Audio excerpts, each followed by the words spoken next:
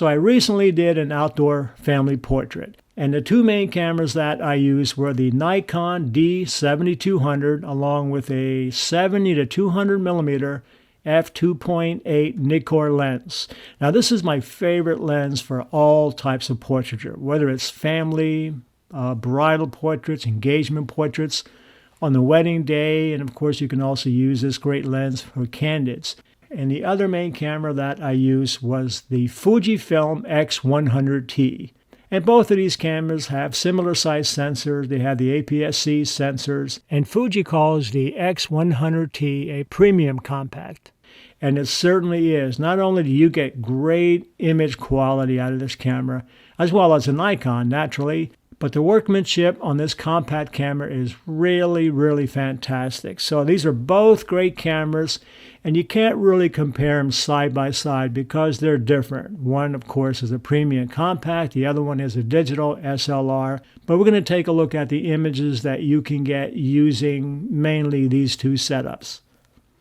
And I also did a couple images using the iPhone 6 and a few images using the Nikon Coolpix 995, which is a very old camera that I had converted to do only black and white infrared photography.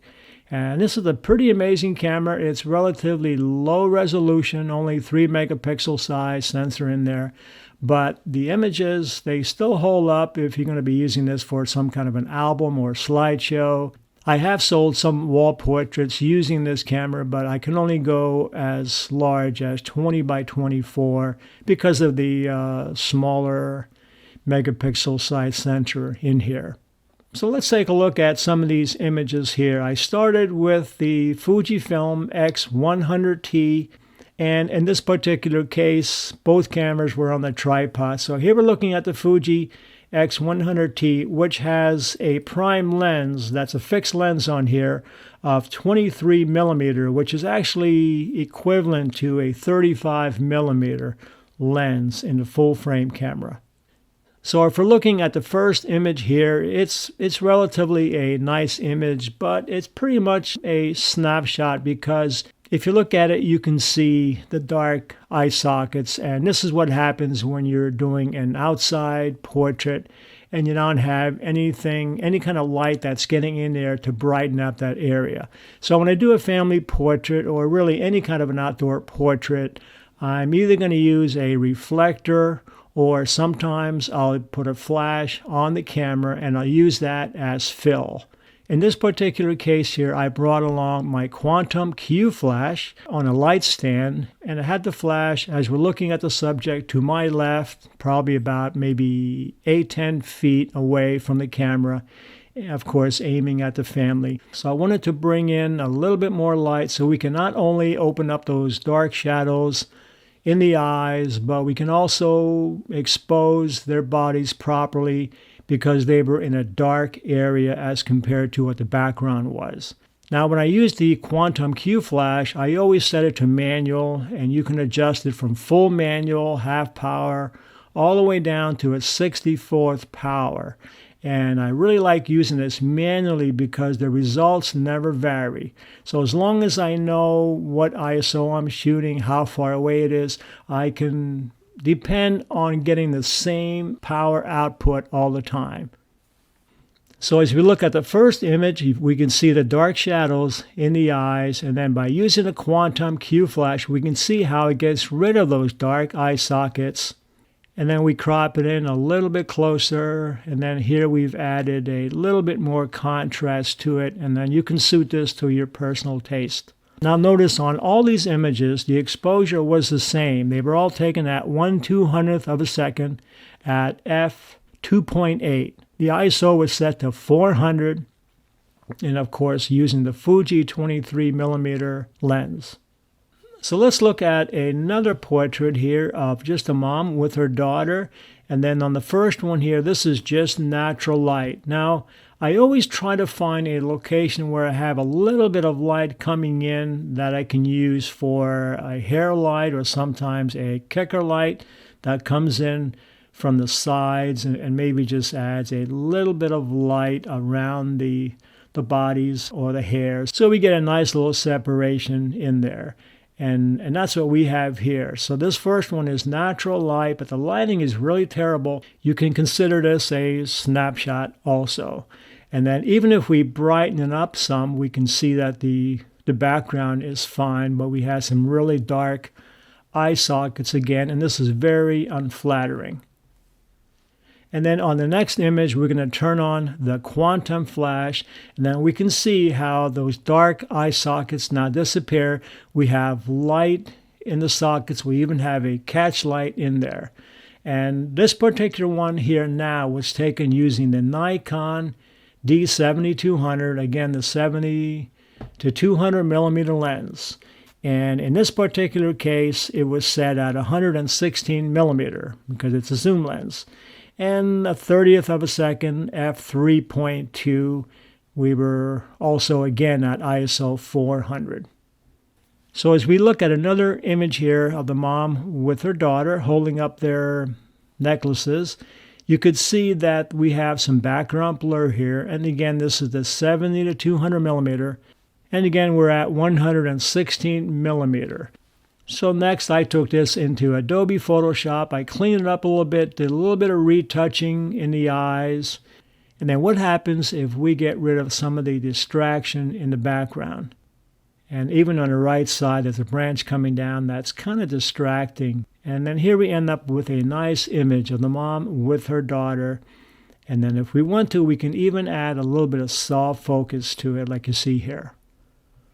And then here we have a photo taken with the iPhone 6 from the camera. And if we brighten it up some, even with the flash turned on, which is relatively weak flash, and of course I was back quite a bit, but you can still see we have those raccoon eyes here. So it's pretty much a snapshot. The iPhone does some spectacular images, and we're not going to have the same resolution that we're going to get from the Fujifilm X-100T or the Nikon D7200 with the lenses that we're using. The iPhone has a very small sensor, so in case we're going to be making up a very large wall portrait, it's not going to hold up near as well as the other two cameras are. And then here you can see the difference using the Fujifilm X-100T with the lighting from the quantum unit, so we don't have those dark eye sockets. And now we've gone back to using the Nikon D7200, again the 70 to 200 millimeter f2.8 lens, but here we were set to f4 and we were at 1/60th of a second, ISO still at 400, and the zoom is set to 70 millimeter on this one. Then notice you could see some nice light coming in from the back, and that's what I really like.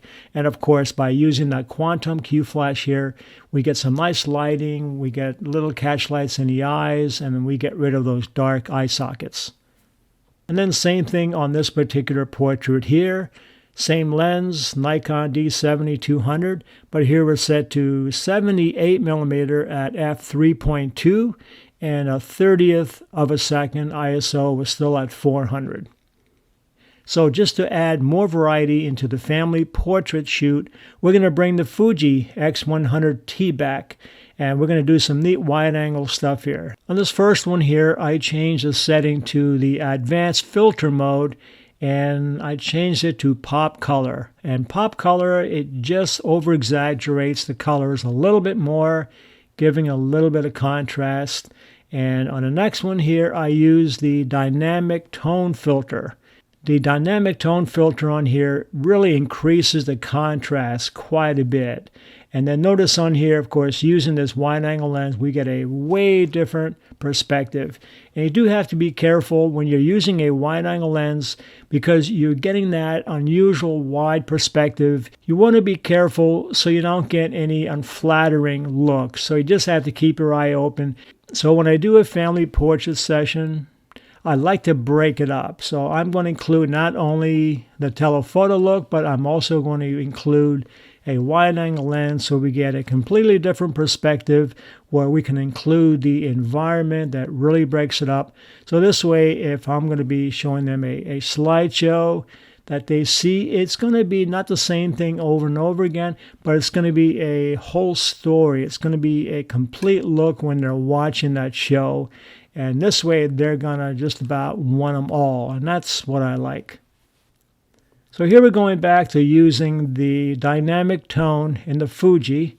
And I just took it into Photoshop and just played with it and enhanced it just a little bit. Sort of made it look like they're standing in front of a really full moon. And again, the wide lens in the Fuji is good for doing some nice fun stuff like here as they're jumping up and down. And of course, we're doing some enhancement here to the images. And on our next image here, where the family's walking, holding hands, we're starting to lose some of the light. So I had to jack up the ISO to 6400 at a 60th of a second at f2.8. And I just bump up the contrast here a little bit in Photoshop. And then here's a couple of images that are taken in black and white infrared using the Nikon Coolpix 995. And you can see that the infrared camera actually picks up it goes into a different wavelength than what the human eye even sees. And this is especially nice for doing anything if you're standing by trees or water. It really exaggerates. Even on a cloudy day, sometimes the clouds just really pop out. So this is black and white infrared, but here I gave it a sepia tone on this one and on this one too. And you can see how much more impact the sky has when you're using a black and white infrared camera. And then I gave this one sort of a nighttime look, like it was getting dark. So again, I just like to break it up. Here we're looking at just an extreme close-up, just sitting right on the edge of the lake. So here we're back to using the Nikon with the 70 to 200 millimeter lens. And here we're set to 75 millimeter, but we do have a nice soft background where we're actually looking at the reflection of the sky in the water, which is right behind them. And of course, we're using the quantum flash here to get rid of those raccoon eyes. Same camera, same lens. Here we're set to 155 millimeter zoom now. And notice how now we have a lot more background blur because we're at 155 millimeter f3.2.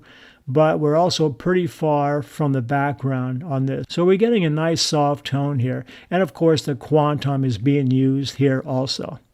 Okay, as the sun is starting to set, there's no sense in leaving. In fact, the gentleman whose portrait I was doing, he said to me, boy, I would have just left and not even thought about doing any more portraits because I thought it was too dark. So I took him back up to the spot here in the lake, and I saw the beautiful sunset that we were starting to get here. And of course, using the quantum flash here, because you have to do that. I exposed mainly for the sky here, and I had to put enough light into the little girl here so she's being lit. If I would have exposed only for the sky here, she would have been just dark. You wouldn't even have seen any of her facial features.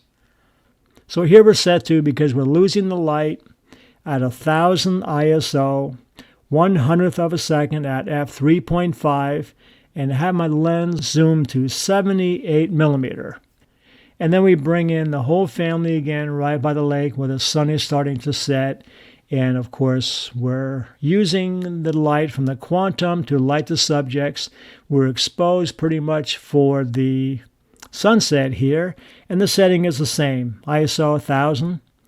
So I thought that this family portrait would be a great lesson to share with my YouTube subscribers. And just remember that even though I'm using flash here, you can also use other forms of light. There are times when I may use a portable LED light because that works out really nice as well. So you can try all different lighting methods that you can use. And then, like I said many times, I'll use a reflector. It's a very simple and effective and economical way of using a light modifier when you need it, because you don't want to just take all that time, just set everybody up and do a snapshot, because those are a dime a dozen. But if you want to get something really nice, just do that little bit of extra and just add a little bit of light that we need. And I think you're going to like your images a whole lot better, and you're going to end up being a much better photographer.